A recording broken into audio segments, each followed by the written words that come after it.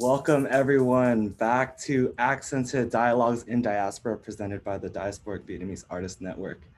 If y'all haven't already, let us know where you're calling in from in the chat and maybe what you're drinking tonight, or we'll get to that a little bit soon.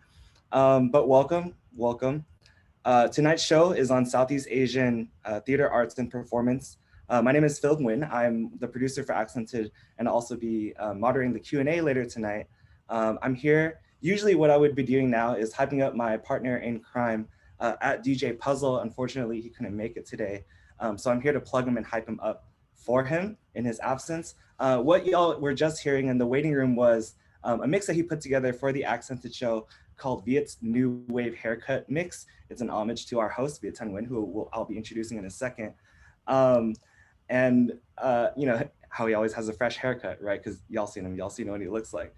To give y'all some brief context to what Accented Dialogues in Diaspora is about, we really started this show from the Diasporic Vietnamese Artists Network to provide a response to the pandemic and to provide a space for Southeast Asian and Vietnamese, but also Southeast Asian American or diasporic Southeast Asian cultural producers to gather in conversation on their work, stories, passions, inspirations, and what they've been up to during quarantine. What began as an author talk series with Nguyen Phan Quay Mai on her book, The Mountain Sing, later turned into a conversation series in the first episode of Accented with Phuc Trung, the author of Saigon. Since then, we've had a show on Vietnamese representation on screen and behind the scenes with Qui Nguyen, Bao Nguyen, Viet Nguyen, and Jenny Lê. We had one on Vietnamese American art activism and advocacy with Thi Bui, Massachusetts State Representative Jung Nguyen, congratulations on your re-election, and Dr. Tung Nguyen. Then we moved on to rock stars in music, right? And we had on Tao Nguyen from Tao and the Get Down, Stay Down, and a show on Southeast Asian food with Mark Padung Pat and Aaron O'Brien and Chef Du David Phu.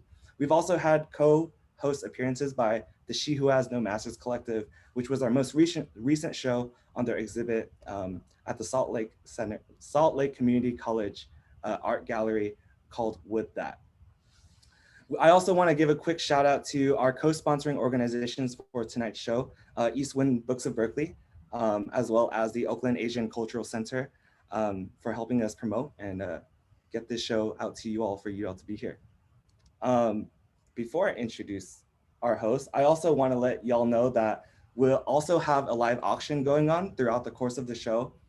Here are some of the live auction items that some of our guests, who we'll be introducing soon, have offered up for us, right? If you'd like to participate in the live auction for tonight throughout the show, please follow bit.ly/donate to DVAN and let us know what your pledge is in the chat. We have DVAN staff who are monitoring the chat and will be keeping track of your auction. So if you're part of the top X number of bidders, then you'll get your preference and choice for which auction item is available to you.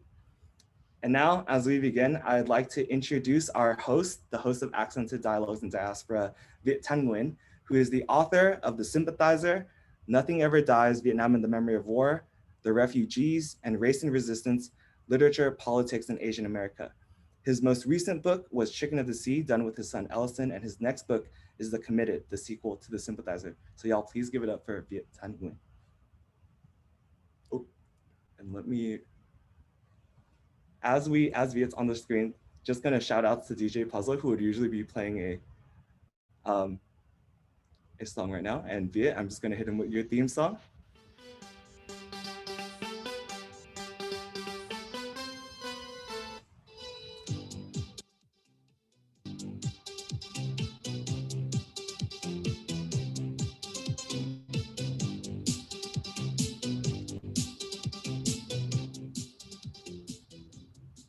All right, Philip, thanks so much for that. And I just want to say congratulations to Philip for being elected as president of UNAVSA, which is a Union of North American Vietnamese Student Associations. Is that right, Philip?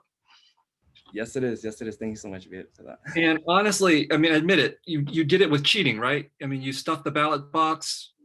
I asked them to stop the count, you know, right as I knew I was in the lead, but only in certain areas of North America. Disgusting, but that's how you win elections in this country.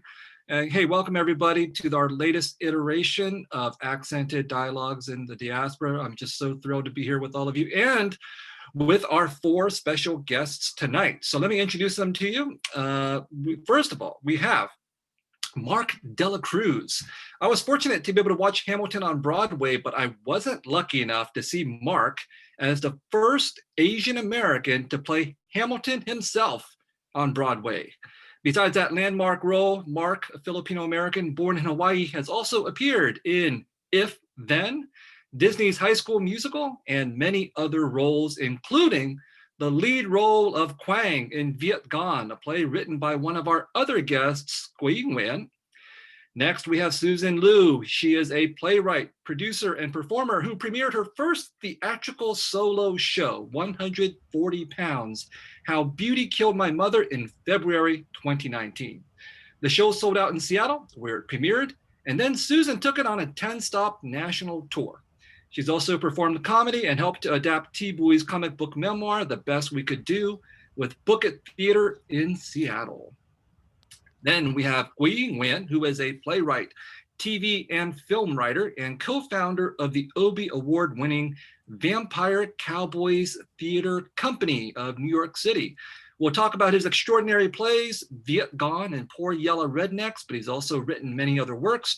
He's currently a screenwriter for Walt Disney Animation Studios. His upcoming film, Disney's Raya, I'm not sure, you have to correct me, Qui.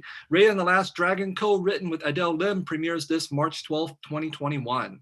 Last but not least, Diep Tran is an arts journalist, critic, and editor based in New York City. I came across her work first in a blazing takedown she did of the Miss Saigon revival, and I thought we are on the same page. She was a senior editor of American Theater magazine, and she recently co-founded a media company called Token Theater Friends, where she is creating original essays, podcasts, and videos. But this show would be nothing without all of you tuning in from all over the country. That's the United States of America, but also from other places. I just want to do a little roll call of the places that you're coming in from, just so we get a sense of the breadth of locations from which people are watching us. Austin, Texas, Seattle, San Francisco, Long Island, Louisville, Kentucky, Los Angeles, Oakland, Berkeley, Queens, Brooklyn, Minneapolis, Boston, Philadelphia, Chicago, Atlanta, Upper West Side of New York City, Modesto, California, Yonkers, Pacific Palisades, California, New York City, West Seattle, Lake Ridge neighborhood of Seattle, Everett, Washington, Portland.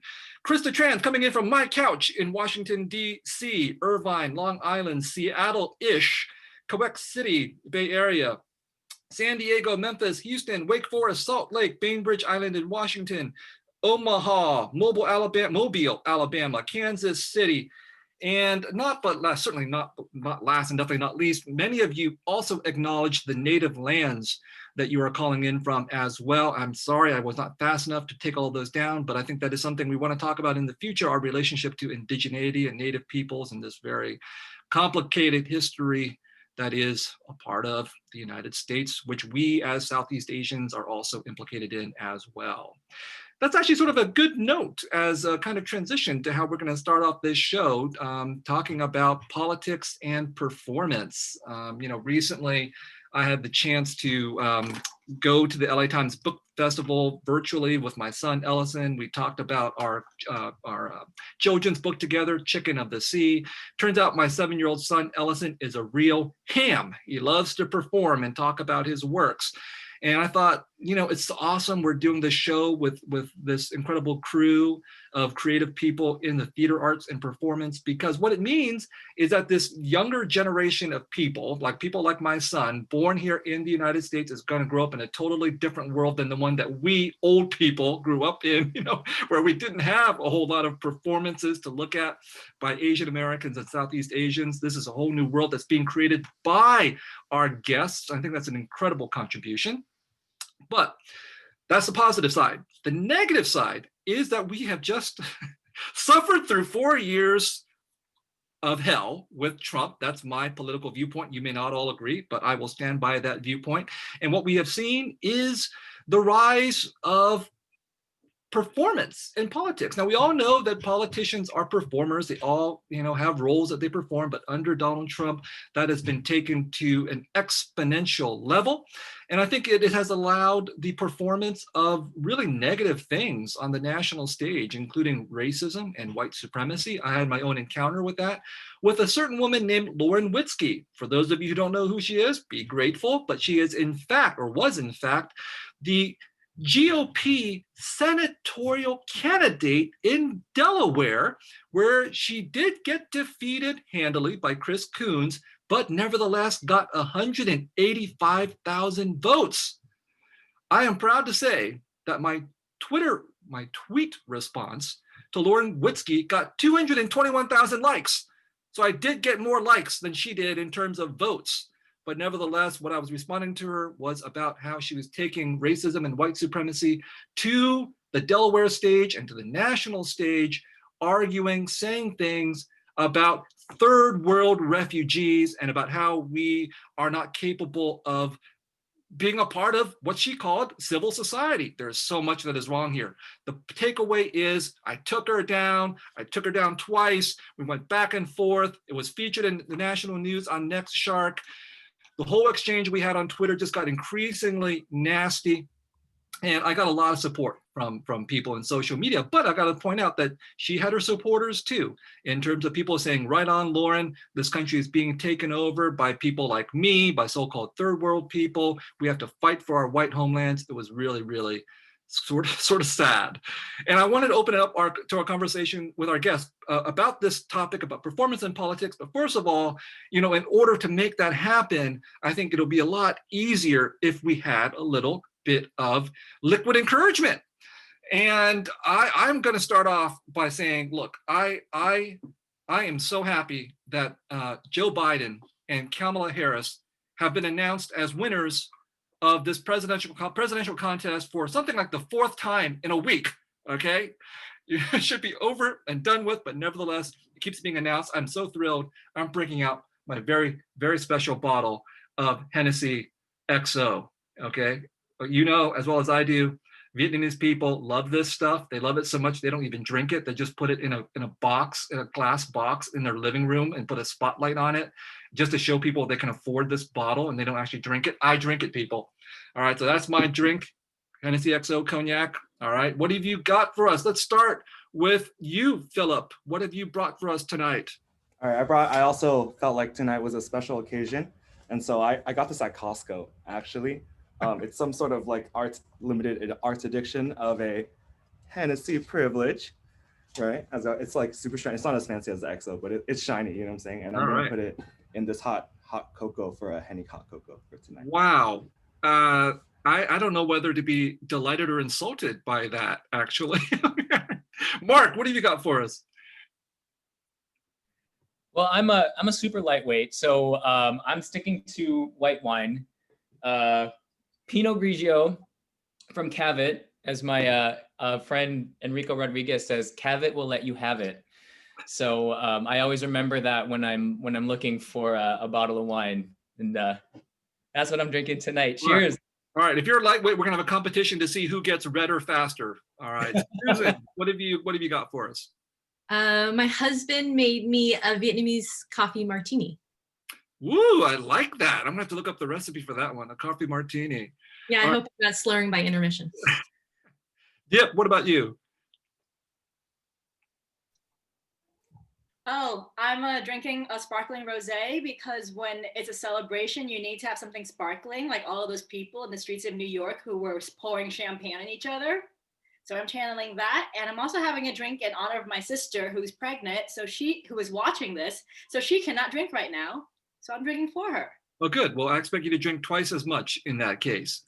Wee, what are you drinking, man? I'm drinking a Japanese whiskey called Hibiki Harmony. It's the cheap of the Hibikis, but I like it, and that's what I'm drinking. I bought a 6-pack of that on sale, you know, and I drank one of those bottles during the presidential election. I broke up in a second bottle during the whole recount stuff, you know. I might drink the entire 6-pack I before. was gonna say, if you notice, it's pretty much empty at this point because of that of last week. So Crazy. Okay, so politics. You know, I don't want to spend too much time on politics. I really want to spend time talking about you guys and your work and your art. But let's talk about it at least just for a little bit, because we have all suffered through the trauma, and then we've all hopefully had the ups and downs of watching the presidential election. But what about this relationship between performance and politics? You're all involved in performance, and I think each of you are, in your own different ways, have, you know, probably dealt with, you know, the political nature of performance. But what we're seeing here in the last 4 years is really just sort of, I think personally, too much performance in politics. Agree, disagree? What is your take on it? Qui, I know you have a lot of opinions, so let's start off with you. all right. Well, I mean, we were talking about this before the show started. That, you know, like we're all very aware that you know theater, that you know, when you're in front in a public light, you're always you know doing a performance of some sort. You know, as the old adage is, DC is the Hollywood of ugly people, and so you know there's definitely a performance or a theatrical aspect to it all. But what I kind of was referencing was the fact that I feel like Trump kind of appeals a little bit more to the like WWE fans of theater. You know, that it's you know, if you look at it, it's also theaters in front of a live crowd, but it's more base. It's about kind of two emotions, anger and violence, right? And I think that is what he's appealing to, and so yeah, I think it's not necessarily my cup of tea, but it obviously 70 million people liked it. So that's. Yeah, I think it's interesting you bring up wrestling, because I think for people who don't watch wrestling with a liberal world, it's sort of like, well, but we know that's fake. But for people who are actually fans, I think they actually think it's real. I mean, at least some of them, right? That's sort of an interesting distinction to draw out in the nature of this performance. Hey, you know, Mark and Susan, you're both actors and performers. What do you rate Donald Trump as an actor and performer? What do you think? Even if you disagree with him politically, rate him as a performer and an actor. I mean, he delivers a consistent character every single time. So he mesmerizes his specific audience. Like, we're not asking everyone to love, you know, like high quality films that are going to get you an Oscar. He's just like a B-list, C-list actor, but he has his cult following. Mark, what do you think?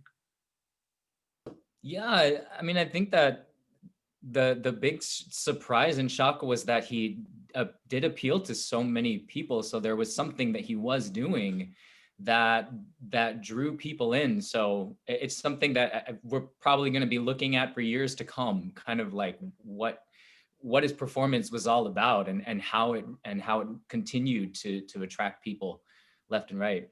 Let's say hypothetically that Donald Trump sold his soul to the devil in order to become a performer this effective. Mark and Susan, hypothetically, if the devil came to you and said, I can make you as famous of a performer as Donald Trump, would you sell your soul? Honestly, come on now, as actors. Oh. No? Okay, I don't know. All right, Diep, you're a critic. You're a fearsome critic. Now, I assume you could be fearsomely critical of Donald Trump, but he did win an election with his performance, and he kind of came close this time around. Was it worth it for him to play his role this way?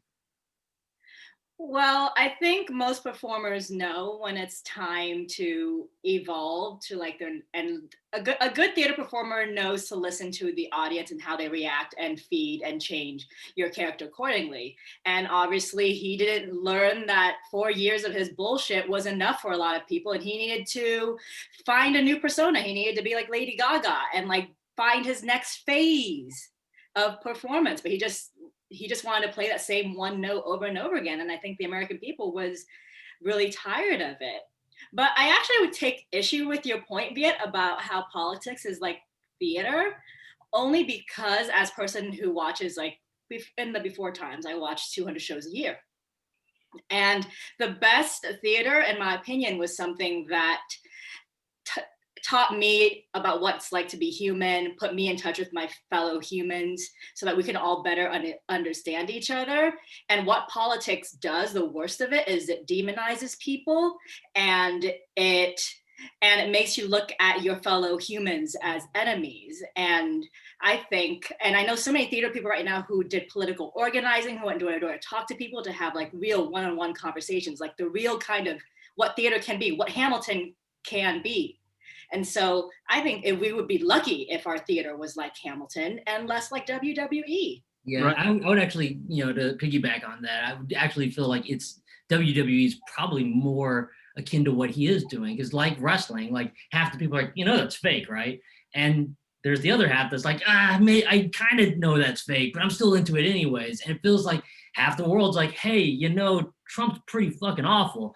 And the other half's like, yeah, I know, but I'm kind of into it anyways. It's kind of the same argument to him. It's pretty base. And wrestling is about, unfortunately, for years and years, it was about stereotyping, right? Like you like Christopher Diaz, the playwright, wrote a wonderful piece, the elaborate entrance of Chad Deity, that spoke specifically about that thing about like, characters like, oh, you're Black, you have to be the specific Black person. You're Latino, you have to be the certain Latino. Oh, you're white, you get to be the hero. And in a lot of ways, I think that is a kind of a Trumpian, viewpoint in his way of performance. It's not as, it doesn't have the nuance as say like a Hamlet or theater that Diep is going to. I think it is a little bit more base, and that's what he's appealing to.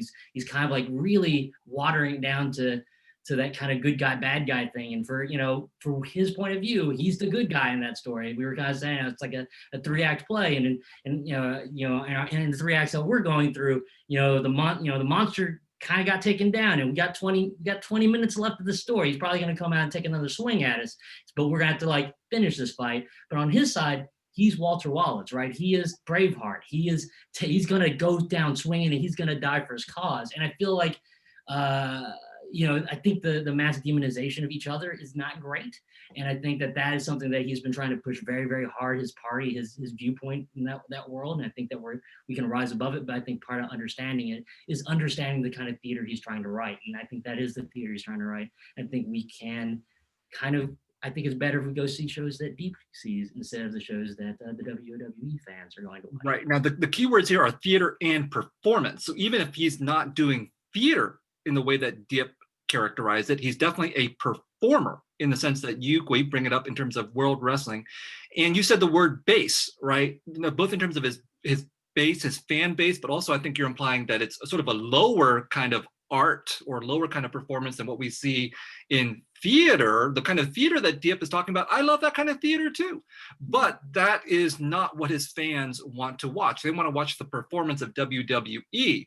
Now, I remember, with Hamilton, Mark, soon after Trump won the election, Michael Pence came to a Hamilton performance, and he was called out by the performers, right? Now, this is an illustration of exactly the kind of politics that Trump is engaging in. I think he might have sent Pence in knowing that he's going to bait this kind of reaction, because his followers are the ones who would see the theater world that Diep is talking about as the world of elitism that they're rejecting. I'm not saying I agree with this, but I think these are the politics that he's playing. So, Mark, were you around for that moment when Pence came to the stage?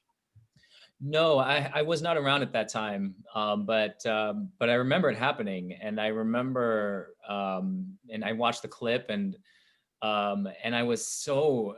I just had so much respect for what they did in that moment, to after the curtain call of the show, to just pause everything and make this statement directly to Pence right there in the third row. I mean, that just gave me so much respect for the Hamilton family, because on a Broadway stage, where supposedly you're not as political, it's maybe an equal ground, but they were taking a very specific stance. And I was really, really blown away by that moment. It was really strong, really cool to watch. Broadway had their NFL NBA moment, right? Yeah. I come from the literary world, not the theatrical world. And soon after the election results, I attended the National Book Awards ceremony. This is, I think, in November. And people were just in a state of being shell-shocked. and it was a uniformly negative reaction against the election of Donald Trump. And I think it's because there is a fundamental discrepancy between the world of the arts, whether we're talking about literature or the world of theater, and the values that it espouses. You know, Diep brought up the idea that theater makes us better, brings out these human values of empathy and so on. Literature is about that, but it's also about literacy. And it's not clear that Trump reads anything besides tweets. You know, so we all of us, I think, are in a world that's completely antithetical to the kind of performance that Donald Trump is engaged in. So let's move. Okay, I think we've given enough time to Donald Trump. All right, let's hope this is a vain hope, but you know, let's hope he just disappears quietly from the stage. I really don't think that's going to happen. But let's go to you guys. I want to know about your origin stories, about how you became the artistic people that you are. And I want to start with you, Susan. What is your origin story? How did you decide to become a performer? I know you're also, besides putting on a one-woman show, you've also done comedy and other kinds of stage work. What set you off on this road? Yeah, I mean, I think I've always been performing since I was a little kid in our nail salon. I was performing with the customers, with my chocolate company. You know, I was performing when I was selling the chocolates. But I think it all kind of came to a head in about 2017. You know, I had gotten married and I had gotten a lot of pressure from my aunts and my father to have kids. And I just kept thinking that, you know, I felt like if I did have a kid, I would feel like such a coward, because I have felt a calling towards performance for so long. And I felt like I never gave it a full try. Like, I had done stand-up comedy. I was booed off stage at a charity fundraiser. Like, I thought it was a stupid hobby and I should let it go. But then I gave myself like 2 years to really fully explore it before having kids. And then in that time, the universe fired me from my job. And then I decided I was at a fork in the road. Like, I was doing these small iterations about stories about my mom, and there was traction, there was press there. People were coming to the shows. They were saying how much the story meant to them. And I realized that I had something. And then 2 years ago, I pivoted. I have been a performance artist full time for the last 2 years. And it's been more than I ever expected. So I think the reason that I really wanted to do it is I was just afraid that I couldn't be truthful with my child and say, like, do what you want in life, if I just knew I was a lie. Philip, let's make sure we put a link to Susan's chocolate company, Socolat, which has delicious chocolates. I've been the lucky recipient of chocolates from Socolat. But I want to focus on one thing you said. You were booed off the stage. All right, now, it's all good to talk about the successes, you know, winning the Obie and whatever, but this, I think, is the real test, you know, for a performer, or for anybody really facing failure.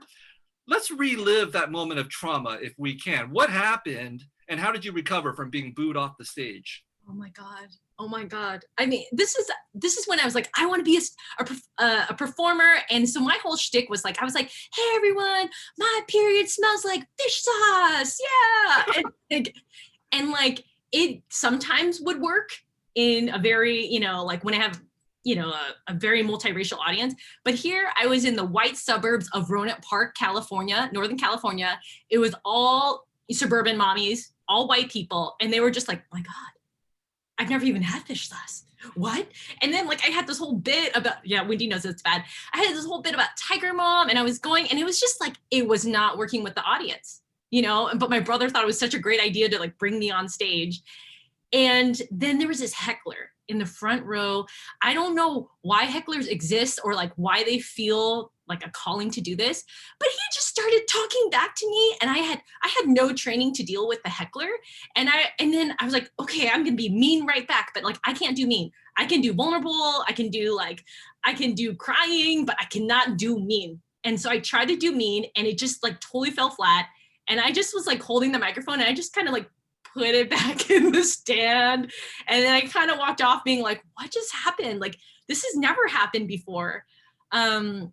And then later that summer, I was on Caroline's on Broadway, and I was like, okay, I'm gonna go back. I'm gonna be back on stage. But like, I wasn't disciplined. I didn't practice. I just kept sabotaging myself because I was just traumatized. And it wasn't until like about 3 years later, I went back on stage, but I had to start first with an improv group so that I could be saved by other people. And then it's kind of funny now because I do a one-woman show. I can't be saved by anybody. But I think over time, I've learned to actually figure out what my voice is and what my message is. So like, I don't really care if you know that my period smells like fish sauce. It doesn't matter, right? What really matters to me is about creating collective spaces for healing and about, you know, getting over your shit so that you can live the life you want to live. And now that I have that, I don't care if I get booed off stage, but also no one comes to heckle one-woman shows. Are you sure? Okay, we'll see if that happens. But anyway, I really would love it if you did a one-woman show called My Period Smells Like Fish Sauce. I think that would be awesome. It sounds like something that Gui's Vampire Cowboys Theater would put on. Hey, Marc, let's go to you and your origin story. You know, first, I have checked out your Instagram, Marc, and I gotta say, you have abs. And I can't speak for anyone else on this show, but I don't have abs. Or if I have abs, they're buried under a nice layer of fat. So first, how do you get abs? Share your professional secrets. Well, certainly not after 8 months of quarantine. I certainly don't have abs these days. Yeah, I guess I've always been an active person. I played sports growing up, and then I started dancing in college, and started doing theater around in college too. And so with performance, I've just always kind of led an active lifestyle. And I also became a yoga teacher at one point. So I practiced a lot of yoga. And but I will say that ever since the shutdown and in the world of the time of the pandemic, it's certainly a different story and have it, you know. So I know that I've seen I haven't seen you in the performance of Quang in Viet Thanh, but in the performances I think I've seen two, the actors take their shirts off. Did you take your shirt off when you did that show? Yes, I did. Dang, all right. I think it must be like a prerequisite where the director gets to have all the actors who audition take their shirts off. So tell us about your origin story. How did you become an actor? I really think of it as starting with the Asian American theater community in Seattle, which is where I grew up and where I went to school. I kind of always harbored a passion for singing and dancing and performing. I did it all the time at home alone. But it wasn't really until I was in college that I started to explore it in earnest. And my first real kind of experience was with the Northwest Asian American Theater. And I was a sophomore in college, and at that time I had no aspirations to be an actor. I wasn't studying theater. I was an international studies major, and I was looking to go into maybe foreign service or something like that. But a friend of my sister's was directing a production of The Fantastics for the Northwest Asian American Theater. My sister is a performer, and she was and she spent a lot of time performing around Seattle. And he was a friend of hers, and he invited me to audition for this production of this Asian sort of interpretation of The Fantastics, where it was to be set in the Japanese garden in Seattle.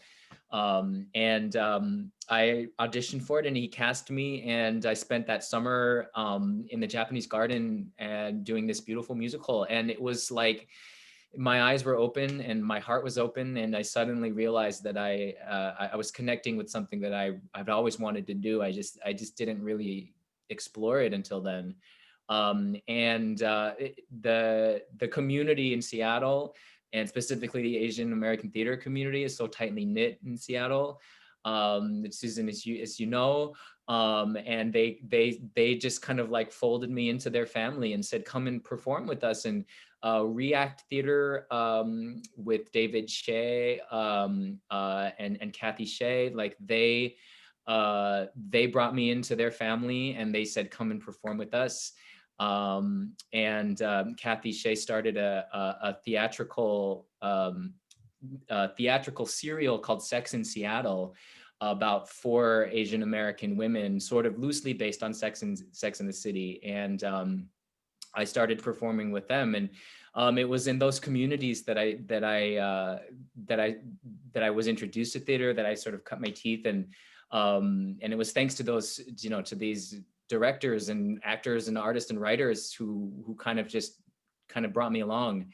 And then it continued from there. I finished my degree in international studies, but I continued with theater because there's a lot of amazing theater companies in Seattle. So I was lucky to have been in Seattle at the time where I could really work with people, and people would give me a chance to work with them. So did you ever face a moment like what Susan faced, being booed off stage, the equivalent of some kind of devastating failure on stage? Well, I was never brave enough to do what Susan does. I've never done a one-person show, and I've never written any of my own material, and so I've certainly had experiences of feeling like a failure, of feeling like I just sucked 100%, of messing up, and certainly, including on Broadway, it's such a particular feeling when when you mess up in front of an audience, or when you feel like you let them down, or you've messed up the material, or the direction, everything that was so like beautifully crafted, and then you get in there and you completely screw it up, and like that is just such a particular feeling of failure that's hard to that's hard to equal. So I've experienced a lot of that, for sure, learned from it a lot. Yeah, I think stage performers have a special situation where if you fail, it's live and you're in front of hundreds or thousands of people, whereas for the rest of us, if we fail, it's sort of private. We're sulking in our rooms, we can absorb our humiliation by ourselves. Hey, Qui, you and I are sort of similar in that regard. I think we spend a lot of our times in rooms writing. You're a film and TV writer and a playwright as well. Let's start with the failure question, though. I mean, have you suffered some horrible failure? For example, did someone like Diep rip apart a play of yours or anything like that? I think the whole reason why I became where I am right now is because of a string of failures, to be quite honest. Like I think I started like a lot of people. Like that's probably that's in theater. I started as a performer. I went to undergrad to major in performance, and I wasn't getting cast a lot, and so I assumed that it was because I was Asian, and so I started writing my own plays to cast me and my friends in it, and immediately I realized that the weak link in that was me. And it wasn't because of poor casting. It was because I was a shitty ass actor, and so that made me double down on being a writer. That brought me to grad school to actually take that pretty seriously. But then I started a theater company when I came to New York because I was writing these plays that were about zombies and superheroes, shit that like I don't think Lincoln Center MTC was going to produce. And so I failed in writing plays that other people wanted to produce, so I ended up having to produce them myself, and I had to create my own theater company for it, which was Vampire Cowboys, with kind of a mission to write superheroes for people who don't often get to see themselves that way. It was like for women, LGBTQ characters, people of color for sure. And so that's the work that I kind of kept doing, and honestly I ended up in TV and film because I never got to a point where theater paid enough money for me to, I got kids and I couldn't really pay pay my rent, and so I ended up coming out here to do TV film. A series of failures ended up getting me at Disney, and now I'm getting to write a movie for them. So it's an interesting trajectory, but I think failures always opened up a new doorway for happiness and success. But usually it's never the thing that I'm aiming for that I get. So. Well, it's interesting, like I look at a lot of the so-called younger writers coming up now, like basically people who were born like after 1990, scarily enough, who are Vietnamese American, for example. And a lot of them are doing stuff like what you've already done, like they're writing about vampires and all this kind of stuff that has nothing to do with our history and what brought us here and all of that. But in your case, you started off early doing that kind of thing. So you were sort of a torchbearer for, writers who's like, I'm not gonna deal with history in that sense. But it seems like your biggest, moment of recognition has come when you did write about the history with Poor Yellow Rednecks and Viet Gone. as rap musical plays that did address Vietnamese refugee and war history. Is that an accurate reading? Yeah, for sure. I mean, like, I think that, like, you know, like, if I look at my origin story, like, the original impulse that got me to wanting to write in the first place was to write stories about my family. I just had this assumption that I would have to grow into, like, someone way older and more mature to write about that stuff. And so the first thing I ever wrote was literally a thing about my family, and it was fucking terrible because it was just me imitating David Henry Wong and Dian Hassan. Like, I wrote a thing in the style of Dian Hassan with the language of David Henry Wong, and just didn't sound very good. It wasn't very good because it wasn't me. It took a decade of me trying to find my voice, which was writing vampire cowboy shows, writing hip hop, writing this anachronistic comedy that put me in a place where when I did decide to sit down to write this story about my family, I actually had a voice to come from, to write from, you know, like you know, I had kids, and that was honestly the reason why I decided to write these stories, to take that second attempt. And my parents were getting older, and I was like, am I really going to wait around for them to fucking die to write this stuff?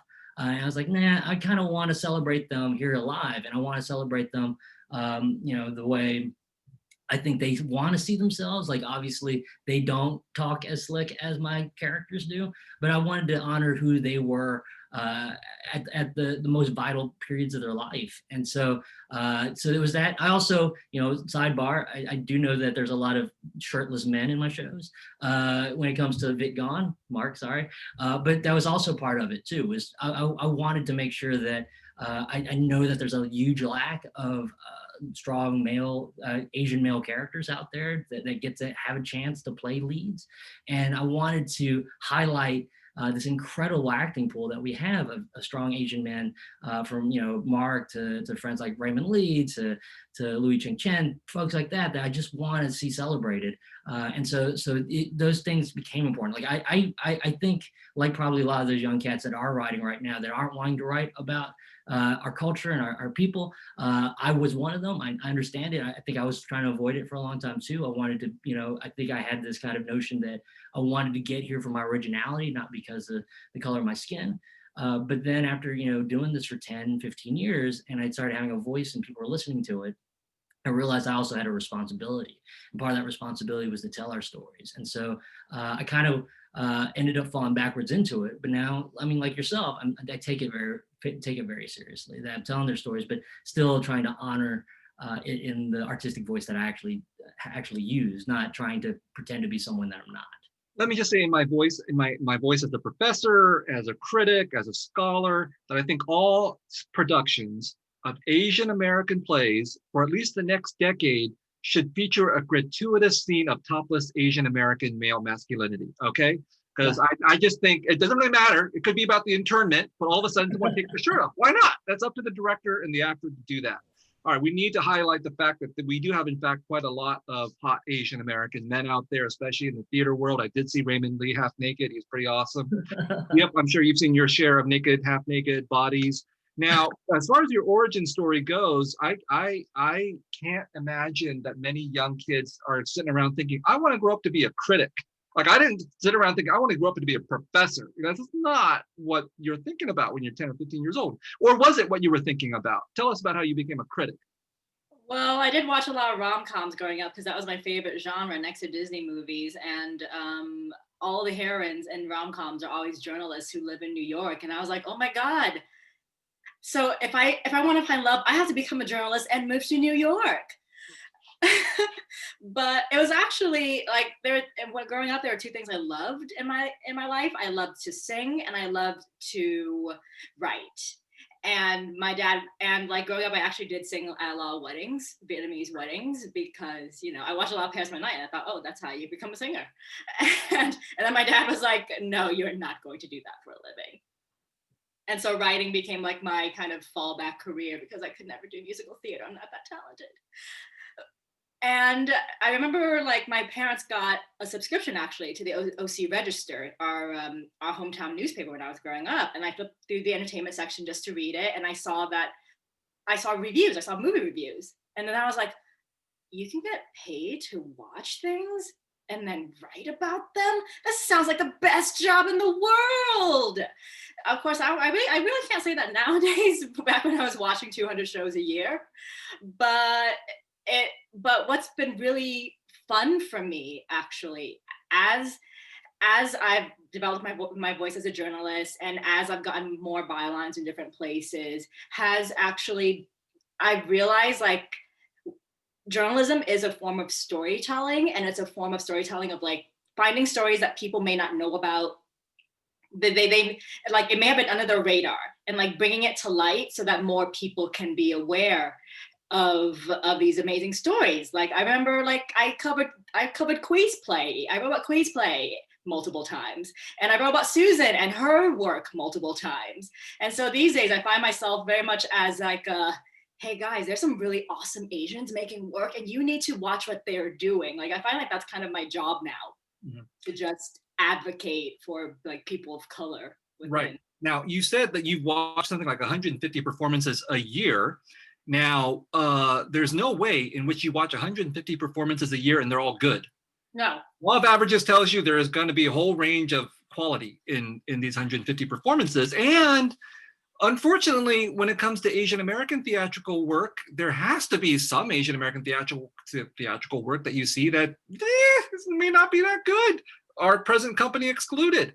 So have you ever had to write a negative review of an Asian American theatrical performance, or in that situation, do you feel that it's better to just be silent or to massage the review in some way in order to engage in this advocacy that you're talking about? I was pretty lucky in my career so far that I've never done the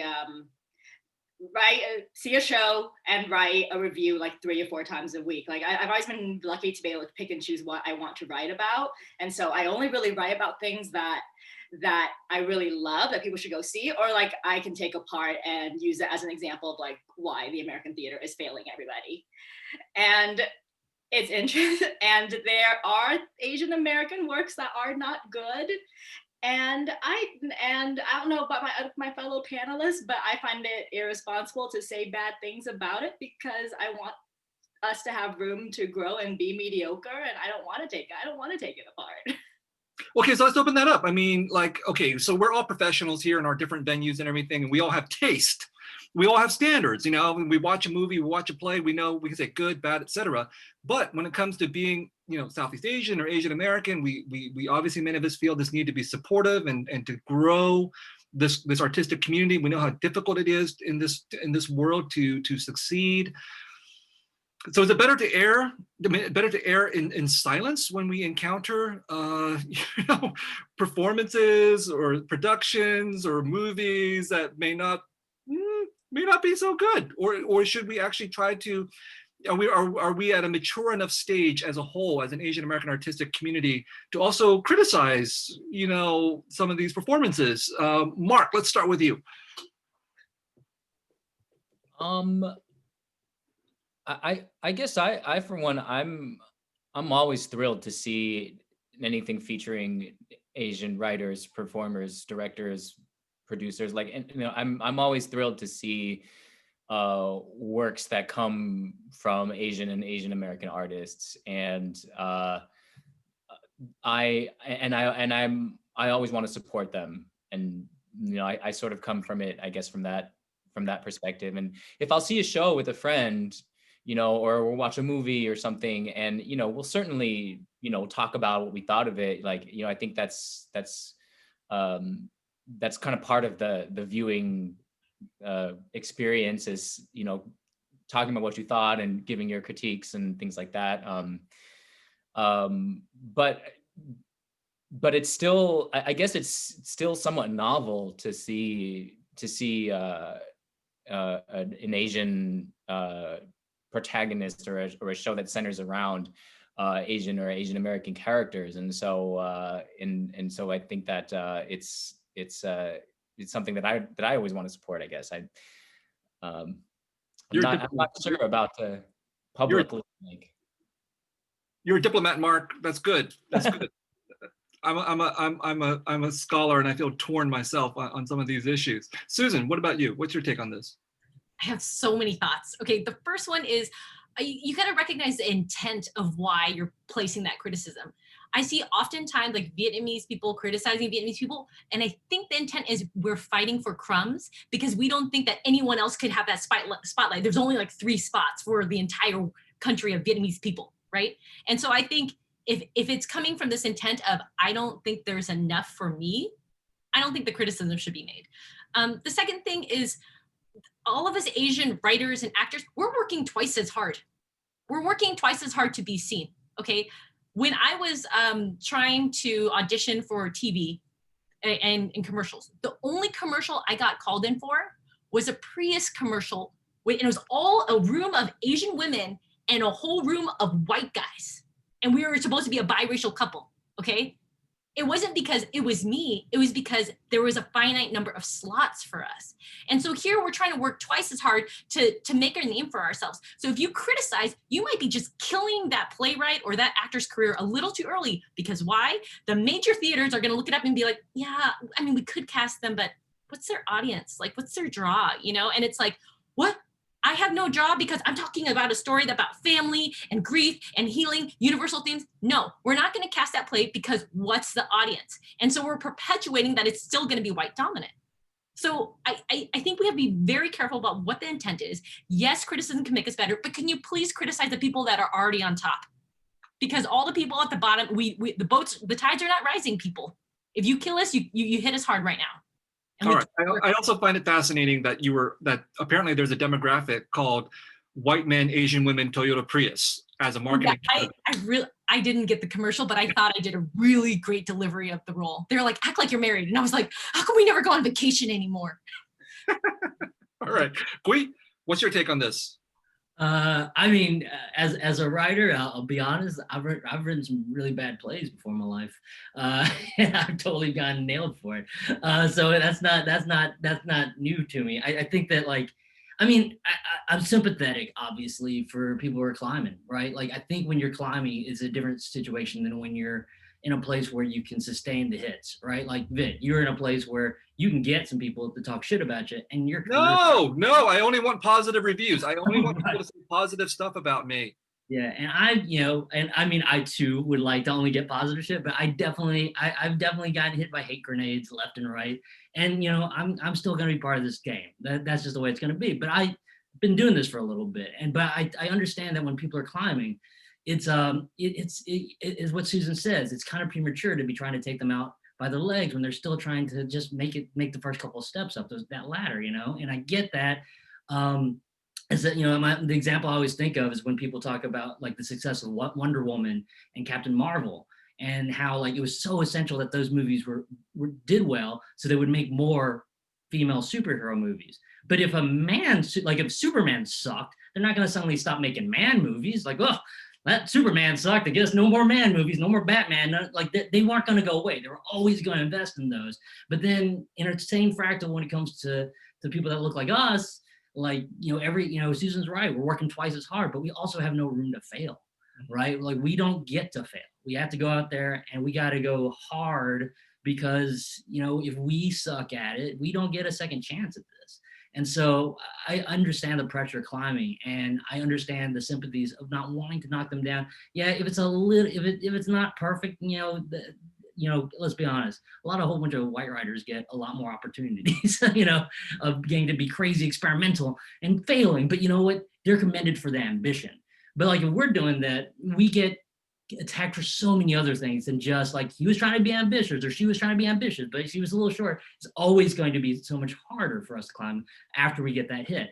So I'm very sympathetic to artists climbing the ladder. But obviously, when you get to be at a place where you get to, like, go one-on-one with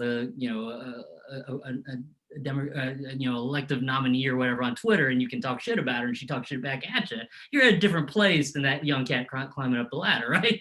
Like, so you can take some hits. I can take some hits, and that's okay. And that's part of what it is, because I think, when you start to get here, you have to be able to take that criticism, because we want to get better. We want to be, a beacon for other people. We're cutting a pathway for people to climb up. And I think that, my goal is to make sure that those people climbing have every opportunity that a white kid gets climbing. And there's not a lot of us up here. So I think that we got to work hard to make sure that they get those opportunities. I am deeply moved by all of your generosity. I'm not so generous, but we have time to deal with one last controversy before our cocktail break, and we got to make it quick, okay? So this last controversy is something that Diep wrote about with the Miss Saigon revival. So Diep, I want to start off with you. Give it to us real fast, like a 30-second recap of your take on that Miss Saigon, the restaging of Miss Saigon. But then also, I want to hear from each of you, like, this is an ongoing dilemma for Asian American performers. Should we participate in things like Miss Saigon? Obviously, Miss Saigon presents enormous opportunities for Asian American performers, and yet for many of us, we have ambivalent feelings about Miss Saigon. So let's talk about that. A minute or less from each of you. Let's start with you, Diep. Wow, I only get a minute. Okay, Miss Saigon is harmful because it perpetuates stereotypes about Vietnamese people as helpless and self-hating, and perpetuates also other stereotypes of white people as people who can save us, and they feel really guilty when they don't, even though it was a war between two factions of Vietnam, but no one ever wants to talk about that. They always want to talk about white people and how bad they feel about it, and how sad they couldn't save all those poor Vietnamese people, and it just continues to perpetuate these narratives of Asians as being helpless. And it was written by a bunch of white dudes who were given so much money to fail so spectacularly on a Broadway stage when Asian people are never given any money to do anything of that scale. So Miss Saigon is problematic because the only time Asian people can be on Broadway is when we're playing victims or stereotypes. And should Asian American performers perform in Miss Saigon? Your take. People need to get paid, so I don't judge. Qui, you're the playwright here. What is your take on this as from the playwright's perspective? Oh, I fucking hate that thing. That's straight up. I fucking hate Miss Saigon with all my heart and my passion. And I'm sympathetic to obviously the performers who get the opportunities to be in it because they're trying to make a buck. But goddamn, I fucking hate that play. All right, let's end with our performers, Marc and Susan. Let's say that you were offered the chance to be in Miss Saigon. Would you take it, and would you feel any qualms about it? Let's start with Marc here. This is the conversation I've had with so many actor friends here in New York, because I know a lot of people who are in the revival, and I mean, really, almost every Asian American actor that I know has done a production of Miss Saigon at some point. So it's kind of like this shared experience that we all have. I've done it before too, and so coming at it from that perspective, it gave a lot of people their start. It gave a lot of people their first Broadway show, their first chance to be on Broadway, and so at the same time, the conversations about it, the problematic nature of the show persists and is continuing to be had amongst all the actors here, and so it's I sort of see absolutely with what Diep is talking about, and Qui, the problems of the show are deep, and I don't see how you can sort of get past them. I also don't, I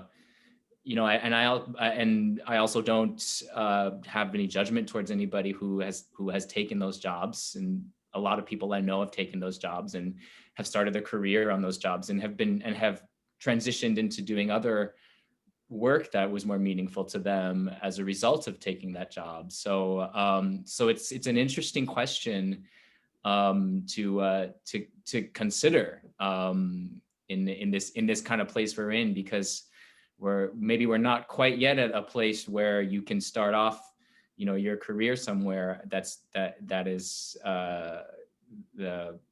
not everyone had the opportunity to start their career somewhere else. A lot of actors started there with Miss Saigon or have continued there with Miss Saigon. So. And did you say you actually performed in Miss Saigon? Because I didn't see that in your bio. I did. Yeah, I've done a couple of regional productions of it. What role did you play? I played Tui. All right. Both times, yeah. Okay. Good to know. Susan, would you do it? No, I would absolutely not do it. I would write my own piece called Miss America or some shit like that, and then perform that and be like in your face. Miss Little Saigon, Miss Little Saigon. Sure, Miss Little Saigon. And then maybe I'll also have a sequel, Miss Big Saigon, okay? Miss Little Saigon, my period smells like fish sauce. This is a really long title. But it's a stepping stone. It was great. But the fact that, like you say, we need narrative plentitude. The fact that we're still talking about this goddamn play is that because there's not enough pieces where Asian Americans are the lead, or where we can ever see Asian Americans always as a lead. You know, I am tasking you with writing this play, musical, Miss Little Saigon. I think it's awesome. I think that is a good idea. And you're right. We're dealing with an age-old problem. I want to point out that the playwright Philip Kangotanda basically talked about this in his play Yankee Dog, You Die. You know, it's a very difficult ethical and professional dilemma for Asian American performers to be cast in. You gotta work, you gotta get visibility, and yet unfortunately, way back when, to the era of Anime Wong, you know, the type of roles that are available for Asian American performers are so limited. And my friend Celine Shimizu Pereñas has written a book called The Hypersexuality of Race, in which there's a whole chapter devoted to the Filipina performers in Miss Saigon and how they dealt with this dilemma of needing to perform and yet being constrained in certain ways by some of the obvious problems that we've already talked about with Miss Saigon. All right, so there's a lot more to talk about. I want to make sure, however, we get our cocktail break. I am basically pink. The show's not over until I'm red, all right? So let's take a cocktail break. Philip, how much time do we have for this break? We're gonna have a cool like 5 to 7 minutes. 5 minutes. 5 minutes, 5 minutes. And then after that, we come back with audience questions, right? Yep. All right, if you haven't asked a question, go ask a question. If you haven't bid on the auction, bid on the auction, and we'll see you in 5 minutes. All right, Joe. Thanks.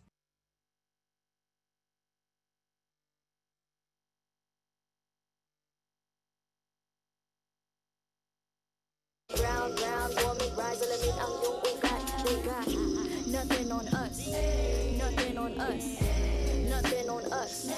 Isang bagsak. Yo, fuck a story arc if it don't involve no matriarch. Some mothers work on the ground up, they craft an air like ATR with the butterfly sleeves. Naka-Philippine ka na pag nagsalita mga banat ay bala. Wag magtaka kung ako ay makatabulok na sistema. Kurakot sa pera bagsak, but we put in our heart into darkness. They putting these pigs in the office. Or you thinking you're schooling, but you hella lost cause you best see the boss while I top this. But look at my ate, she moving so cold. Can't hold a candle to her when she glow. Flick at the wrist with that ilaw she hold. Panago sa ilaw, she dripping in gold. We pulling up in a jeepney. All of my soldiers greet me. Hand me bandanas and pull back my hammer. It's warfare when you see me. Skin you alive for my country.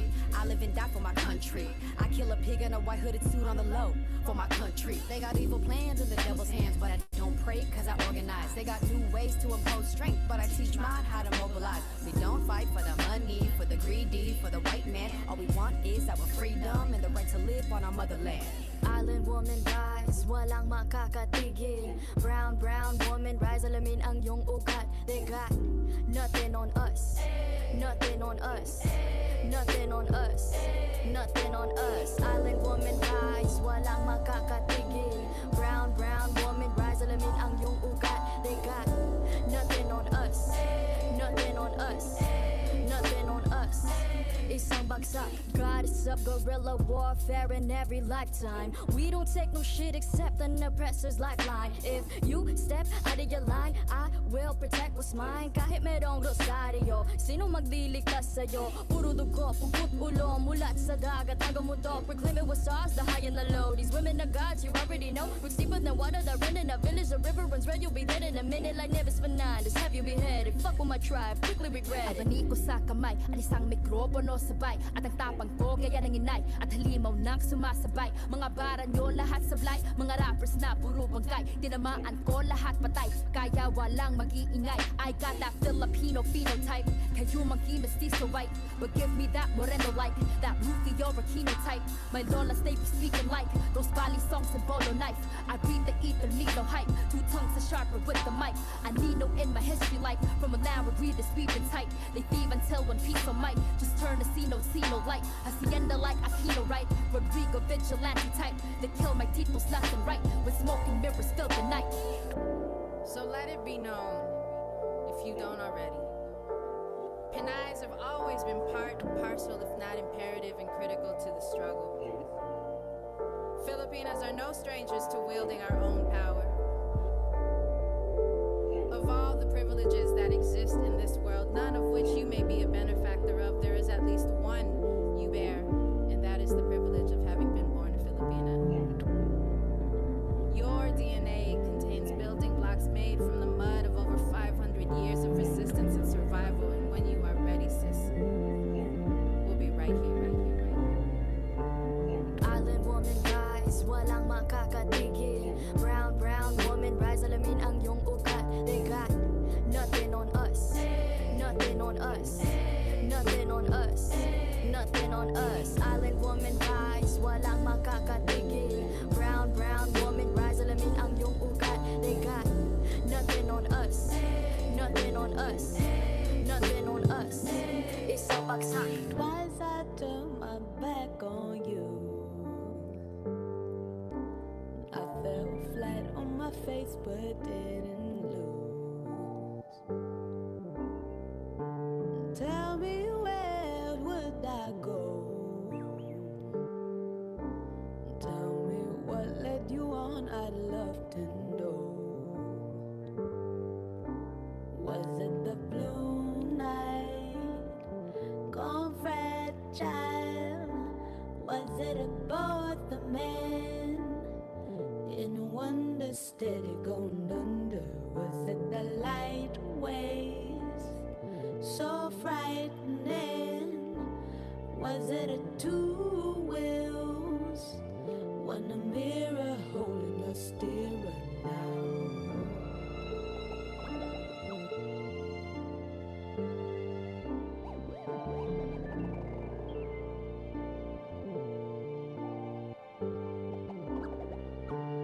Thought I had an answer once, but your random way swept me alone.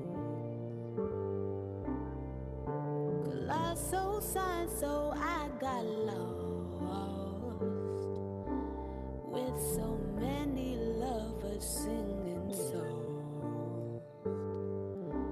Was it the blue night, gone fragile? Was it aboard the man, in wonder steady gone under? Was it the light waves, so frightening? Was it a two wheels, one a mirror holding a steerer now?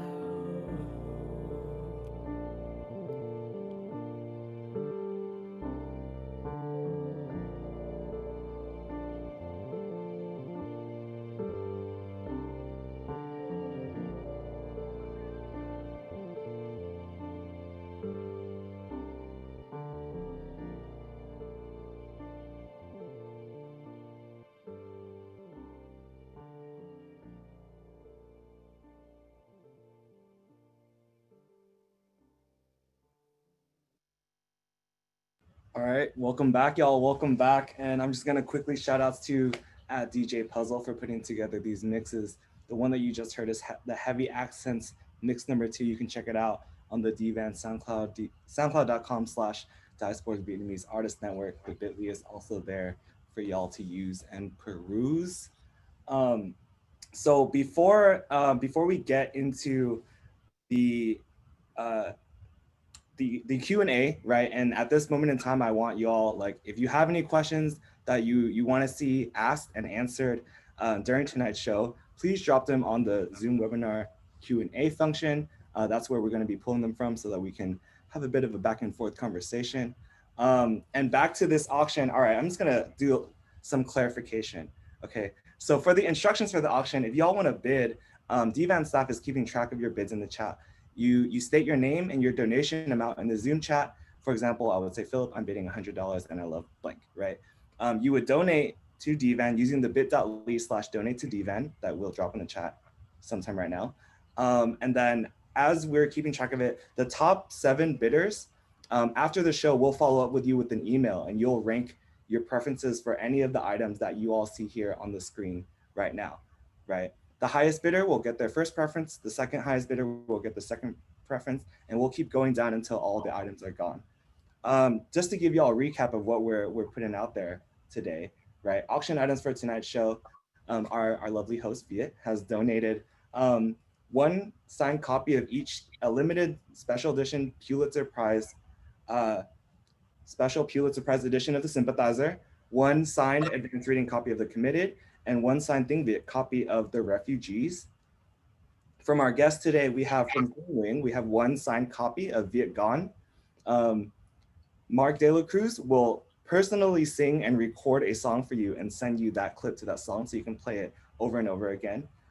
We have a Susan Lieu package, one I Eat My Feelings note card set of 3, a signed 140 pounds poster, and I also saw that she's also going to be giving away 2 tickets to her live show tomorrow that's going to be hosted by the Oakland Asian Cultural Center, who's co-sponsoring tonight's show.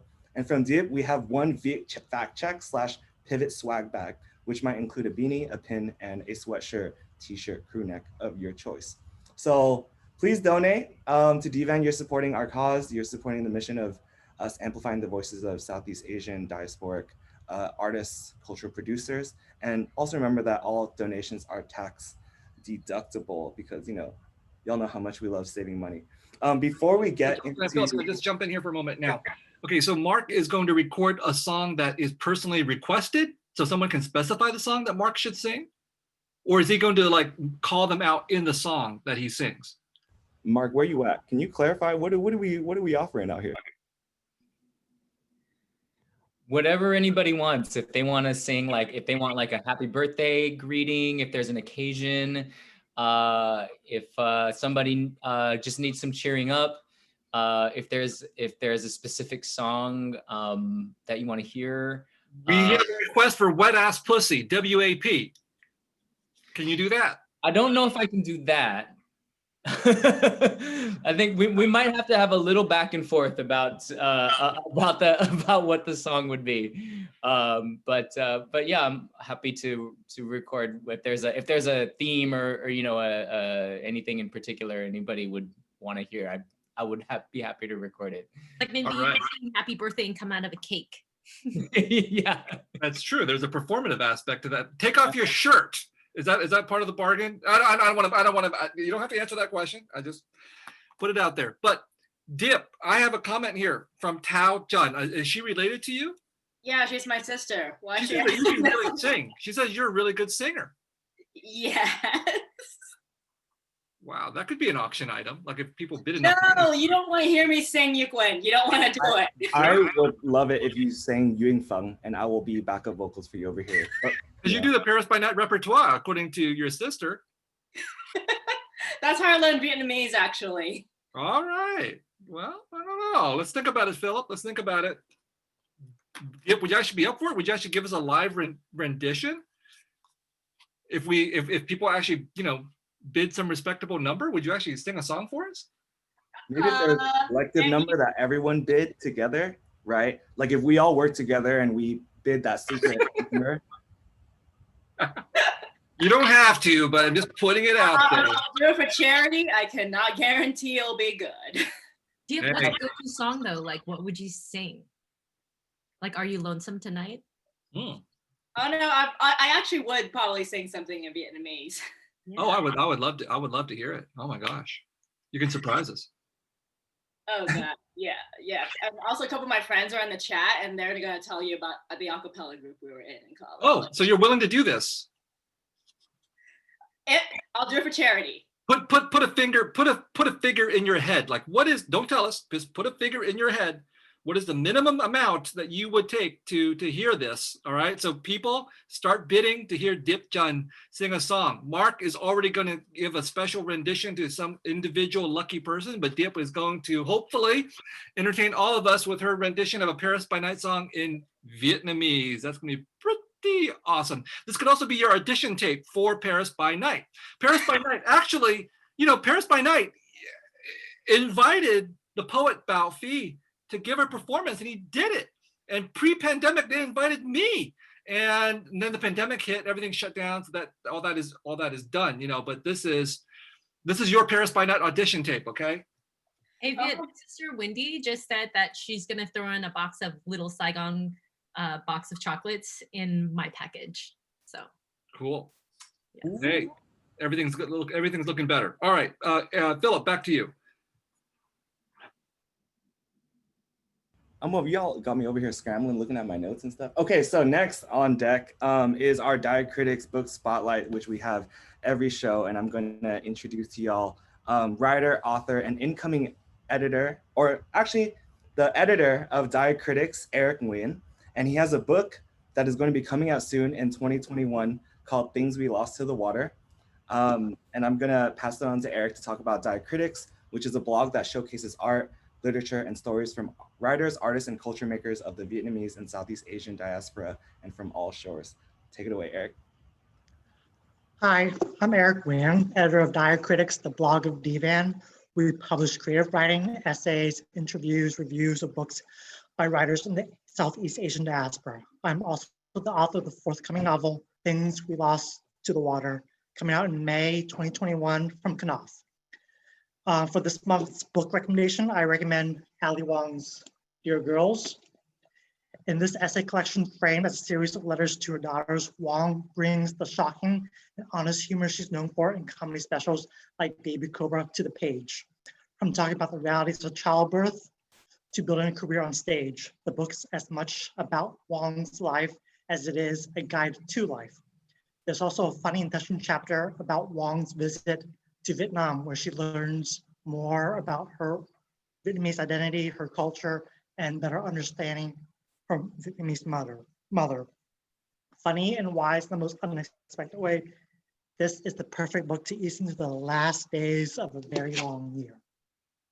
Yeah, I'll echo that. I think her rendition of her return to Vietnam is one of the best I've ever seen in terms of the Vietnamese American going back to the homeland.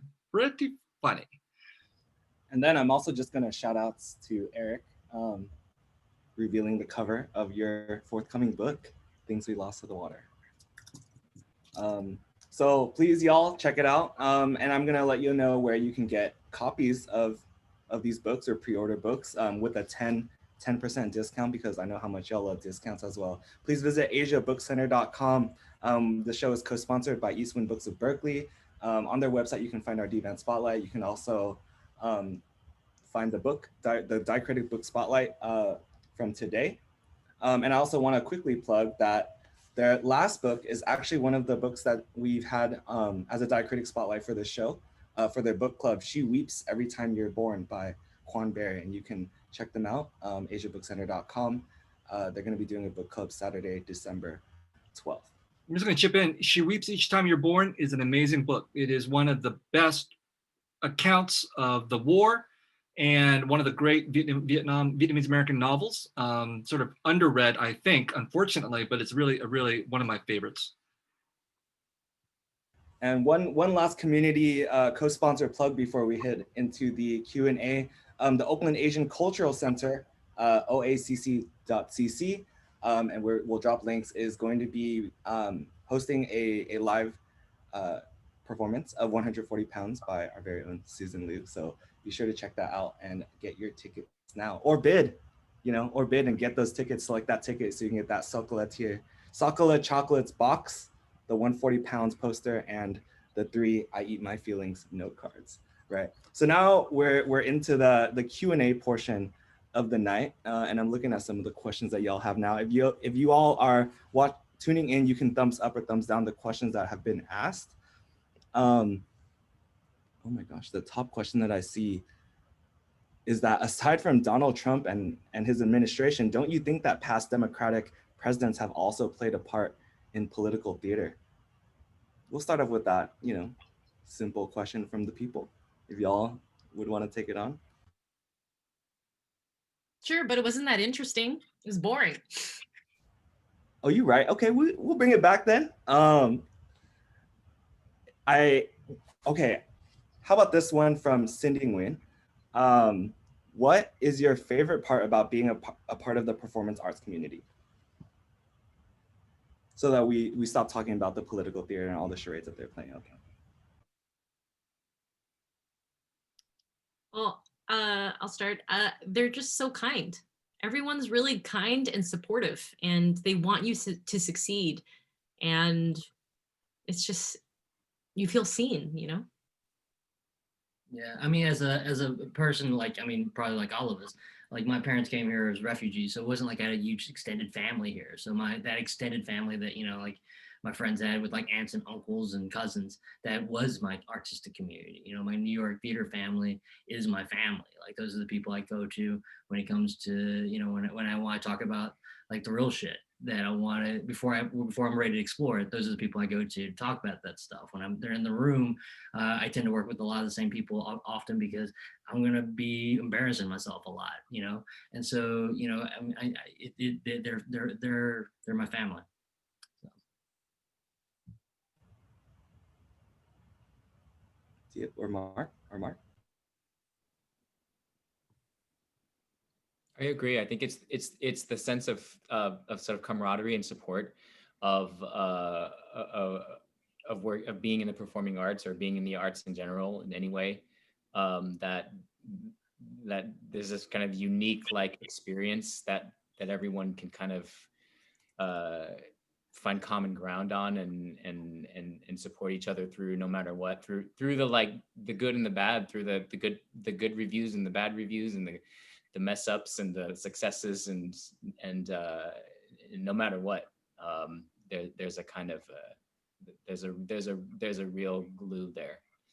Yeah, I kind of liken it to like the Asian parent I never had, you know, like the other theater mates believed in me. Like, I don't think my father believes in me, and they encouraged me to try. And I feel like in Vietnamese culture, it's like, I was only allowed to try to make a spring roll once. And then my dad was like, no, you suck at this. Like, I'll just make them for you, or like someone else make them for Susan. Cause they're like, you can't even sell them in a store. And I'm like, but I just tried it once, you know, like there's no room for failure. It's all about perfection in our culture. And in the theater community, it was all about experimentation. And I feel like that really liberated me as an artist, because then I could really explore the range instead of feel like I'm only going to do the thing that I'm really, really good at, which will then continue to perpetuate typecasting. Your father doesn't believe in you? That really hurts. Actually, that's a harsh line. I mean, I know it's like white people are always like, you know, he's proud of you. And I'm like, I think that's a really good segue into a question from Qui Nguyen, who asks that, I mean, this discussion of politics and performance has been centered upon the individual performances of politicians at the beginning. She's curious if y'all could speak to the politics of performance, especially in the theatrical world, in the way that your work could possibly be political, right? Or is political. What are the social political conditions that are bound to theater as an art from whose greatest commercial base is wealthy and white? And that's a big point from a couple of folks in the chat. What are the political implications of your contribution to this world as Asian Americans and as Southeast Asian Americans? Maybe I'll start with Diep for this one, and then we'll pass it around.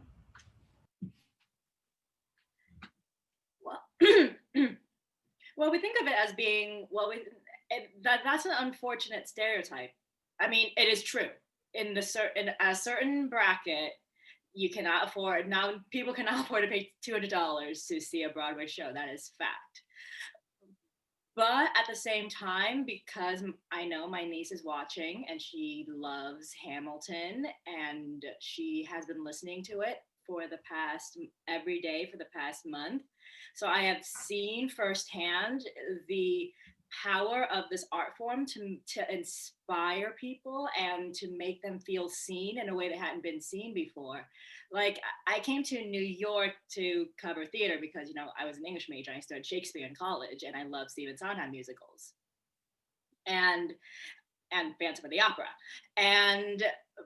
But it wasn't until I saw Qui's play that I realized the power of what this art form can do, which is to allow you to see yourself represented. And I actually think theater has, with all of its, you know, problems, it's allowed artists like Qui and Susan to just try things out and to find their voice, and allowed audiences like me to see ourselves in like a less in like a less pressured setting that costs less than a movie would be to make.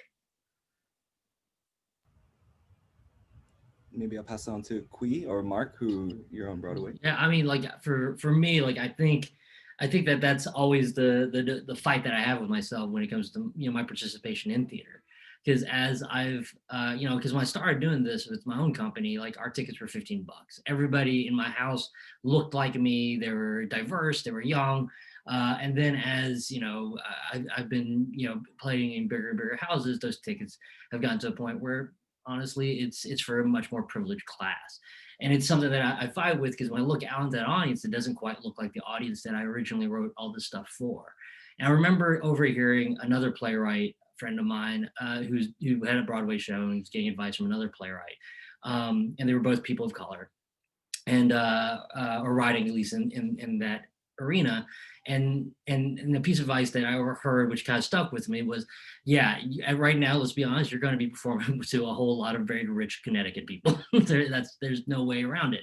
But what's going to happen, though, is this play now is on a pedestal in which now it's going to be produced at every university, community theater, and you know, probably high school, which allows all these young kids that look like these characters an opportunity to play them. You know, you don't get to play Quang unless Quang gets to be produced at one of those major regional theaters. If Viet Thanh only was produced by Vampire Cowboys, nobody would have known about the play and wouldn't be able to be produced in all the other regional theaters and wouldn't have as many opportunities for other people to do it. So it's important that, yes, it does suck that at a certain point you look out in that crowd and it's like, this is an ocean of gray hair. But at the same time, you have to realize that what you're doing is creating you know, as I said, you're cutting a path for other people to follow. And part of that is the roles and the shows and the stories you're able to tell to allow people to do them again, because theater is a living art form. Unlike, you know, like I do film, I love it, but you know, 10 years from now, who knows if it still has the same vibrancy. Like you can't reinstill it with energy with like something that's living and breathing now. Whereas a piece of theater, all I'm writing is a blueprint for someone else to put their artistry in. That, you know, when Susan and Mark go and do those roles, they bring a life that's like right now that's vital. And I think that that's that is the upshot in doing what we do. But yes, the element of looking out and going, holy shit, there's a whole bunch of white folks staring at me. It's intimidating, and especially when you have to ask that question of like, you know, do I do anything to invite them in, or do you just go hard at them anyways? And, you know, like as Susan says, like you make that joke that they might not get because they didn't grow up in your culture. Do you tell that joke anyways? And for me, like anytime I didn't tell that joke, I always beat myself up. So I'm always like, no, motherfucker, I'm going to tell you this joke. And if you don't get it and you're going to walk out, that's fine. I've had many people walk out of my shows. I'm sure Mark, who did Viet Thanh, felt people walk out of that show because I opened the first page of that show with someone dropping like 7 F-bombs right away. But my goal isn't to, my goal is to tell a story the only way I know how to tell it. And it's up to you if you want to take it in or not. I would just piggyback on that by saying that working on Viet Thanh and getting a chance to do that play when I got to do it a couple years ago in DC was so joyous and affirming and empowering for all of us that were involved in it. And it was for all of those reasons that you mentioned, that, you know, these were characters who were Asian and were dropping F-bombs left and right and were like speaking, they were speaking like they were speaking like us that we do today. And that was and it was meaningful, and I think we all kind of like met on the same page of like, we don't get to do this very much. This isn't something that we have an opportunity to do very often, and so we bonded on, you know, on that premise just in and of itself in working on the show. So that's why it was one of the highlights of anything that I've done. Yeah, I keep thinking about something that I hear the cast of Crazy Rich Asians talk about quite a bit. And it was the fact that for years and years, they always went to auditions to get still jobs from each other. And then when they got to do CRA, they suddenly were at a thing where they got to celebrate each other. And I think in a lot of ways, that's what these shows like Viet Thanh, like or any shows that you get a full Asian ensemble together to celebrate each other, to lift each other up, to kind of go, God damn, I've been watching you for years, son, and now I get to act with you. That's fucking empowering. And I think it's always a pleasure to watch people, embody those shows. Thank you, Mark. We need to acknowledge that theater is still a business. You got to rent a venue, you got to pay the actors, you need to keep the lights on. And so we need, like, as patrons, to support these pieces. I never really went to theater, embarrassingly enough, until Julie Pham, who's here, like, took me to a show, and I was like, why am I here? Like, I don't go to theater, like Nutcracker, like Black Swan, like, why do I even care about these pieces? They're not me. And then I started going to shows and I realized how transformative it was, but until I saw pieces that look like me, I didn't realize they could be for me. And so here we're talking about all this, and it's like, what we need to also do is chicken and the egg problem, like go see other people's work. Because for bigger regional and bigger theaters to produce you, they're gonna look at your numbers. And then they're gonna decide if it's profitable or not. They don't wanna lose money, and I think that's one of the reasons why I was able to just move the way I've been able to move, is that I just had numbers at the end of the day. But that's also because I built a following and a community around it. And so it's just so critical that in each of your cities out there, for you to buy tickets to experimental work, go. And yes, it might be terrible, but just go, because it's all chicken and the egg. And if you want to see more work, just support the current work you have. Thank you all for that. And I think it's great for us to be having this conversation. I feel like it's one of the questions that stuck out to me in the chat was someone asked, how do y'all involve your parents' generation who might not are not into theater because they either couldn't afford it or weren't used to watching it? How do we bridge that gap? And also, what do your parents think of you deciding on theater as a career path? Theater and the performance arts. I'll just jump in. Like, for the longest time, my parents were very sad that I was doing theater. They would go into my apartment in New York and go, holy shit, you are poor. Like, and not in a, like, they're like, wow, we're refugees and we got more money than you do. But the funny thing is, now that I'm doing okay, their perspective of what I'm doing has changed. It's like, I think that's the whole thing about being Asian, is like, once you can see someone succeed in it, you're like, oh, that's not a scary path anymore. And now that they see their grandkid being artistic, like my son's pretty artistic, they're like, oh, is Sam, that's my kid, is he gonna be in theater too, or act or anything? I was like, you're excited about that. And it's only because they got to see someone succeed. And yes, it ended up being their son who got to see it.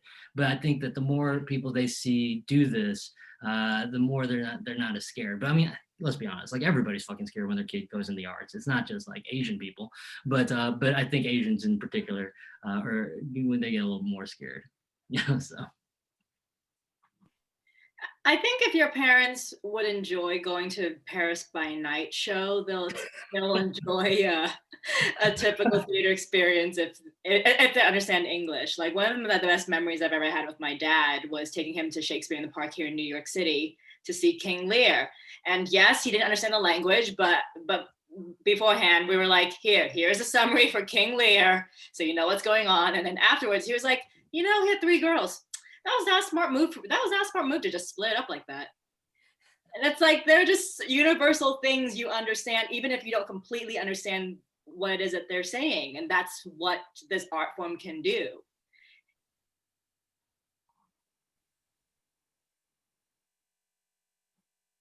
Pass to whoever's going to unmute. Mark.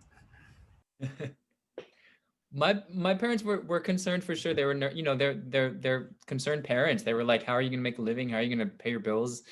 How feasible is this? And they were supportive. I was lucky. They were, they said, if this is what you want to do, if you want to move to New York and you want to pursue theater, then go for it. But, yes, we're going to be thinking about you every day, and we're going to, worry about you. But just know that we're still behind you, but we're going to worry. And so I always kind of kept that, and if I was struggling, I sort of kept it from them.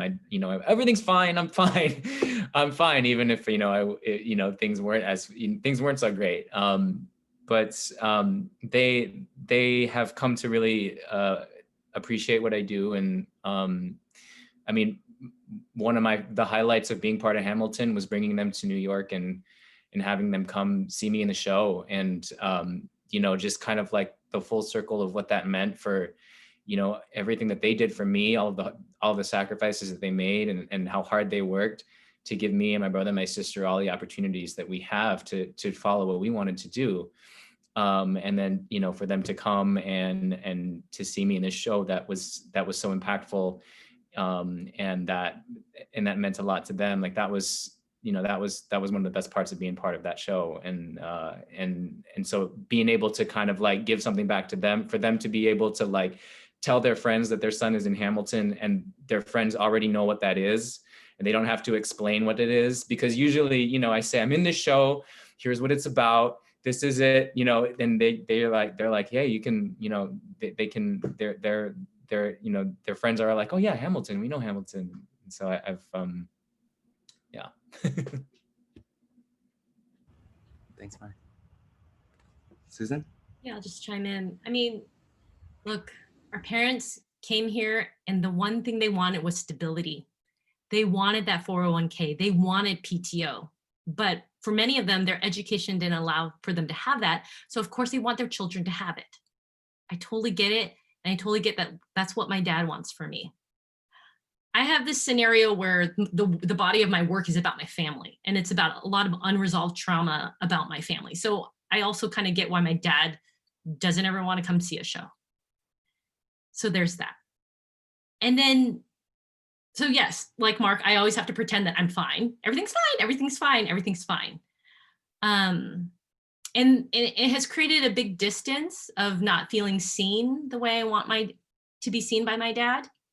Because he's always like, so when are you gonna get a real job? Like, I don't get it. You got like all this fancy education. Like, what are you doing with your life? Are you just unemployed? You know, and I'm just like, oh, but, and I'll send him all these articles and I don't think he reads it. And a few months ago, he showed me that he had a scrapbook and he had like every letter that I've ever written to him. And he also kept all the pieces, all the newspaper clippings that I've sent him. And so I was like, oh my God, like something is getting through. So it's just like, it's such a generational divide and it's so complicated. It's so complicated. And so it's hard because it's like, yeah, I wish I played Hamilton in Hamilton, you know, and then my dad would like feel secure, but like, I don't think I'm really gonna do that in my lifetime.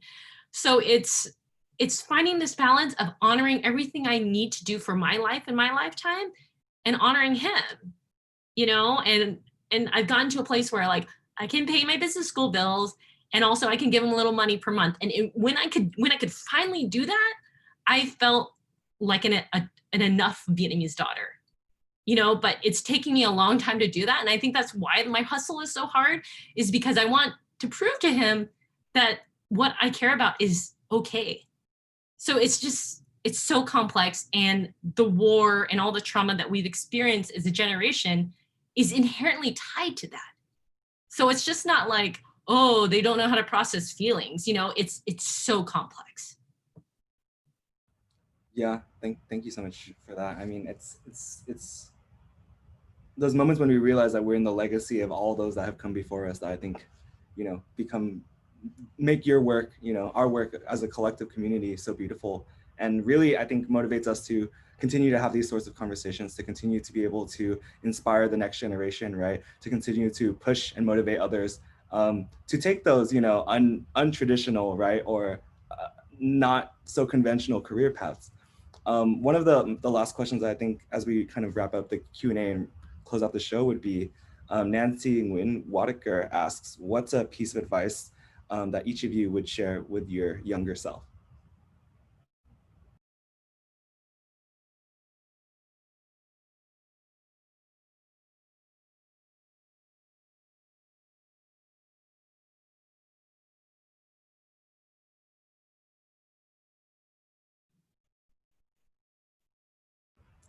Anybody ready? I can go first. Okay. It's never too late. It's never too late.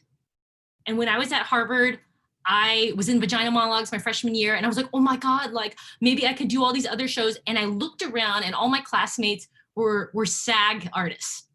Like they had agents and they were so accomplished and they had done musicals, middle school and high school. And I was sitting there going like, oh shit, I guess I'm too late. And I look back on it now, I'm like, fool, what are you doing? You're on a scholarship. Take those classes from those experts, you know? And it wasn't until when I was at business school when I started actually taking drama classes. And I was just, and I even then felt too late. But you know, you don't know when you're gonna die. My mom died when she was 38. We don't know, we can't predict and think we're gonna die at some average age of like 80, 75, 85. So it's never too late. Yes, you do get more tired as you grow older and you have kids and all these things, but like, just do it now. Just go do it now. And you don't look at anyone else because it's your path to follow.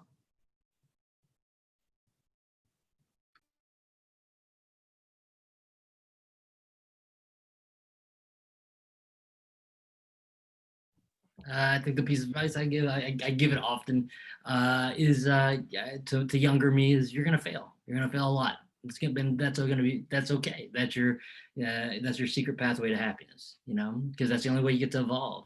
Because new opportunities happen when that happens, and that's okay. And you're gonna be all right. Life's gonna be all right. But it's part of what you know. That's part of what you go through. So that's my little thing that I would tell myself. You're a loser. Lose spectacularly.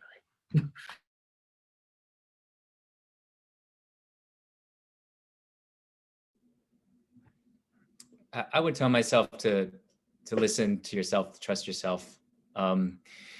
You know yourself better than anybody else, and you know everyone else is going to tell you what you should do or what's right for you. But you really know what is going to make you happy. And I mean, I've spent too much time not, you know, kind of pushing myself away from myself and thinking that I wasn't this or I wasn't that, I wasn't good enough or I wasn't any X, Y, and Z. And so, you know, if I could go back and say like, yes, you are good enough. Yes, you are these things. Yes, you can do this. Yes, you can listen to your heart. That you know, yes, you know, all of those things, and to take some of the element of fear out of it. We're all going to have that fear, but like, you know, if you can take some of that fear away, I would try to go back to my former self and like try to just like take some of that fear out of my body.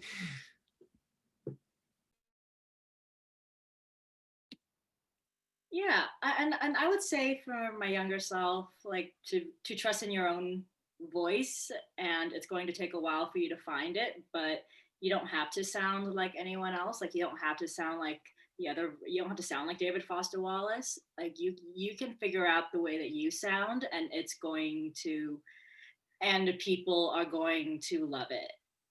And it's all a process, and like the most important part of that process is confidence and figuring and learning not to apologize for taking up space and for having a voice.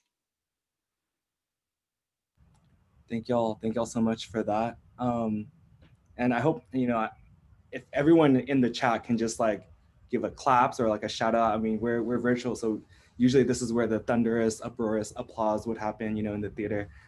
But thank you all so much for sharing your experience, your wisdom, your knowledge. Before we close on out though, we have some unfinished business, and that business has to do with the live auction. So word on the street, or word at least in my messages over here, is that we reached that number, that total bidding number for Diep to sing. Actually, one of the DVAN staff, if y'all can hit me with the total, we've raised over $1,500 from this show that are going to support DVAN's mission to promote voices and stories of the Vietnamese and Southeast Asian diaspora and to connect them to diasporic communities all over the globe. Before I pass it back to Viet to close on out, I'm going to pass it over to Diep to sing something from Pari Banai and really set the vibes for the end. So.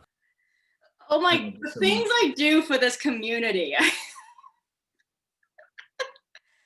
Okay. I need some help because I'm like drawing a blank on songs. I just gotta Google some karaoke. Oh, you mean we can request songs? You can request it. I may or may not take it. Drop your request in the chat. Someone said Qui Nguyen. I think Nguyen is an always safe choice, but it's kind of. Someone is still asking for Wet Ass Pussy, but I'm not sure there's a Vietnamese version of that prepared tonight, Certified. Evelyn, if you're so intent on that, you can sing that song too. Oh man. Okay. I think okay. I can do this. It's gonna be on YouTube and. Actually, what song are you gonna sing? I can just pull it up and then we can screen share it to everyone to sing along at home. Like, is it gonna sync well? Okay, maybe not. All right, you can just play it, dude. You got it. Okay, I'm gonna, since you suggested it, Philip, I'm gonna do Yuan Feng.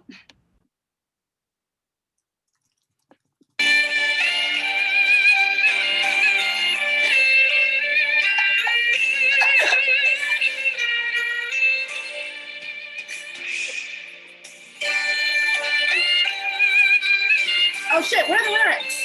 Shit.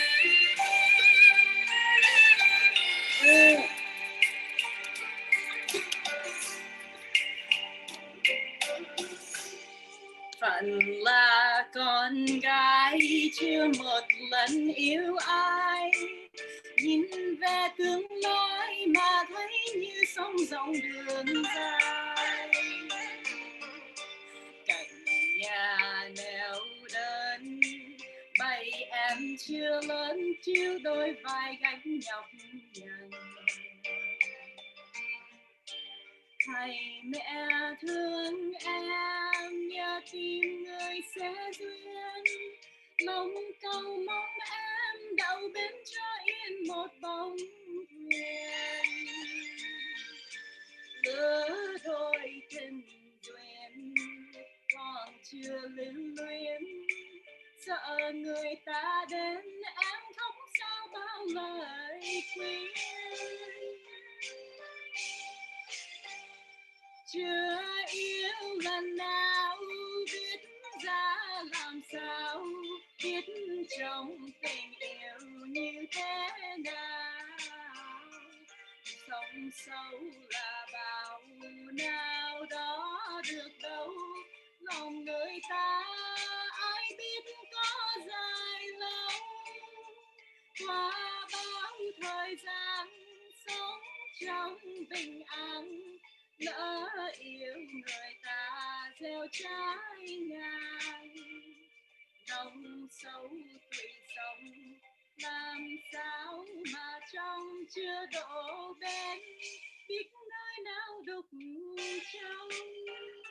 Should I finish? I think that's good. That was beautiful. Awesome. That was awesome.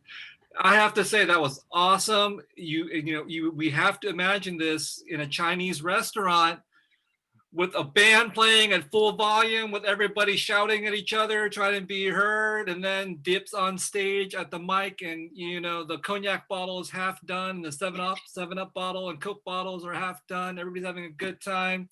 That was awesome, Diep. I think that was definitely a high-grade wedding karaoke level performance. I think Philip, we might have to make this a ritual, and since we can't actually get together for karaoke, we can do one every time to end our show. I think that's an awesome idea. All right. Hey, I want to thank all of our performers and artists and critics for being here tonight. Each of you, in your own ways, is doing something so courageous.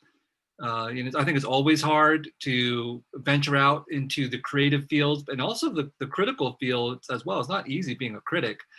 And it's especially hard, I think, for those of us who are, Asian Americans and the children of immigrants and refugees and so on. There's so much pressure to do other things. I want to say, you've all exhibited such vulnerability, such courage, such insight tonight and in your careers. And I do hope that you'll be inspirations for our audience, but also for these younger folks coming up, both who want to be performers and critics and writers, but the ones who just want to watch shows and be inspired and to know that there's such a range of possibilities for what we can say, what we can do, what we can embody. I'm just so happy to have all of you here tonight. And to the audience, thank you all for tuning in from all over the country and from Canada as well, maybe from other places. A special shout out to all the East Coasters, including Marc and Diep who are here. It's almost midnight, I know. Thank you for your graciousness in sticking with us. Thank you for being here with Accented. We'll be back. Stay tuned for future episodes. Good night, everybody.